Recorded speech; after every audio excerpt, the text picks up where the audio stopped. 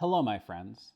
A few weeks ago, I posted a video about how much we enjoy working with canaries and our other cage birds. Well, it's time to get the aviary set up for spring, so I thought I'd show everyone our aviary and talk about our breeding plans for 2023. It's early in the season, but we've already got a few ladies on eggs, so I thought this would be a great time to show you the birds and walk through how we have everything set up. And to do this, we need to head down to the basement. We have an unfinished basement on the farmhouse with the aviary kind of smack dab in the middle.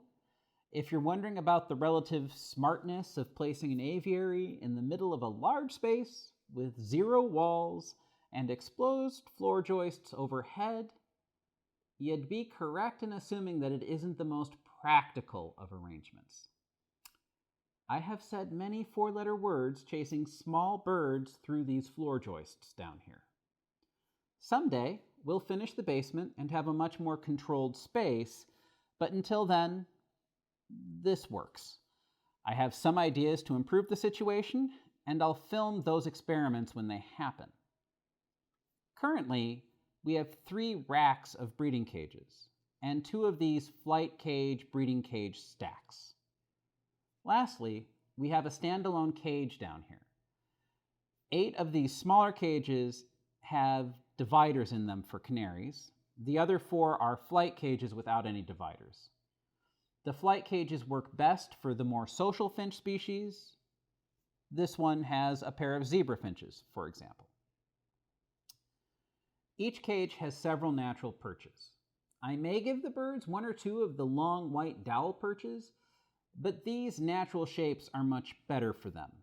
Plus, some idiot decided to ship all of our divided canary cages with long dowel perches.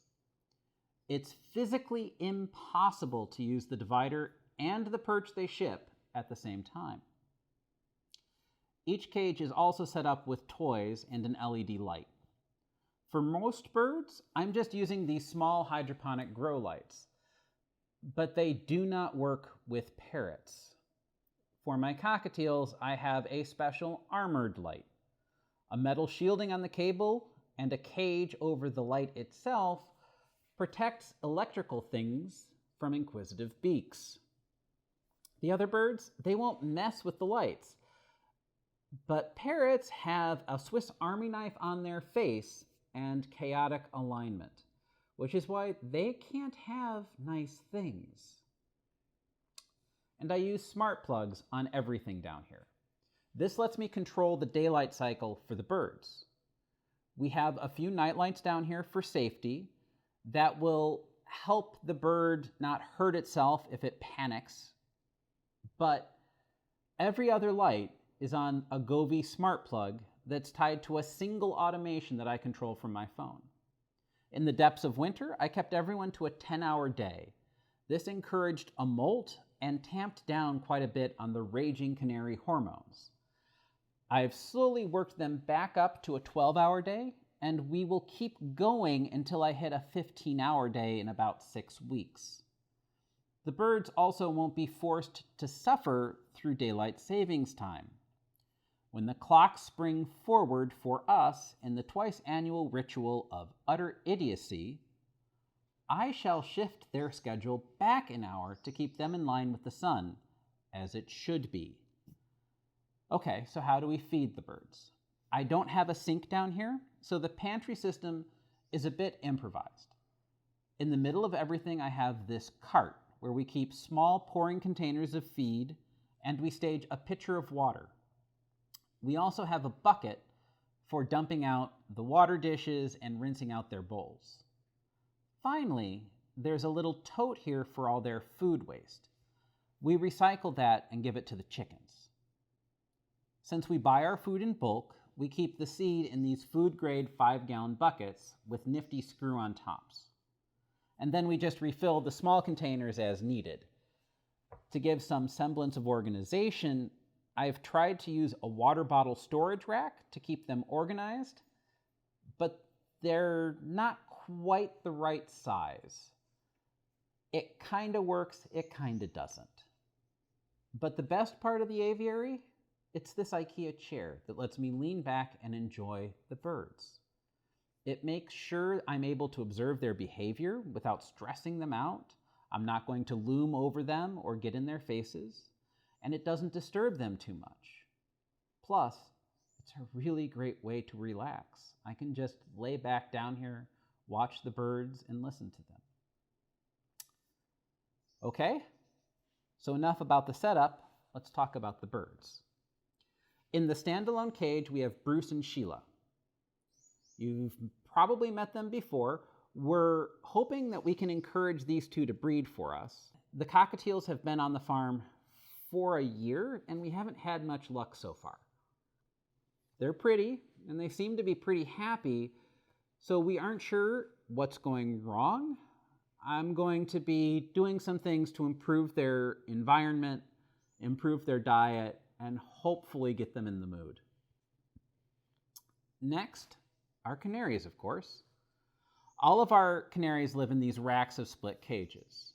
The first rack has Robin and Carrera, a couple of males that are ready for sale, as well as one male Java rice sparrow. Then we have an empty rack. Some of these cages are currently in our quarantine setup, and that will be expanded into to support this year's breeding efforts. And then we have our primary rack of breeding pairs. This handsome devil is Elvis. He's the canary that started us down this path. Next to him is Peaches. We bred Elvis and Peaches last year. Then we have our other pair from last year, Ringo and Star. Then there's Blanca and Doha. 2023 should be a good year. We're set up to have at least 3 and possibly 5 breeding pairs of canaries going this spring. Then we move on to the bigger cages. In the first tall flight cage, we have a pair of Java sparrows. There's a white female along with a male wild type. These guys are basically the Asian version of a canary.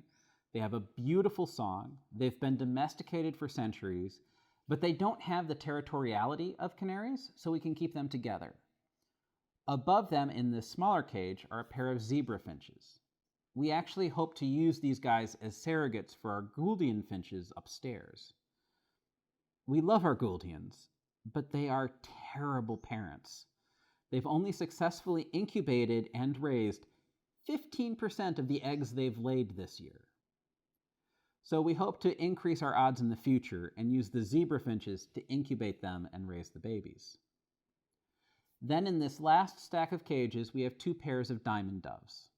And both of these ladies are on their nests.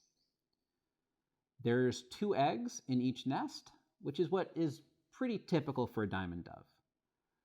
They should hatch out in about a week, and the young should fledge in as little as 2 weeks. They're very fast growers. So this is the aviary as it stands now, but we're expanding it very soon. We have more breeding cages and aviaries to assemble, and we've got 5 birds in quarantine upstairs. Next week, we'll be back in the basement again, working on the germination station. Thanks for watching, and as always, keep growing, my friends.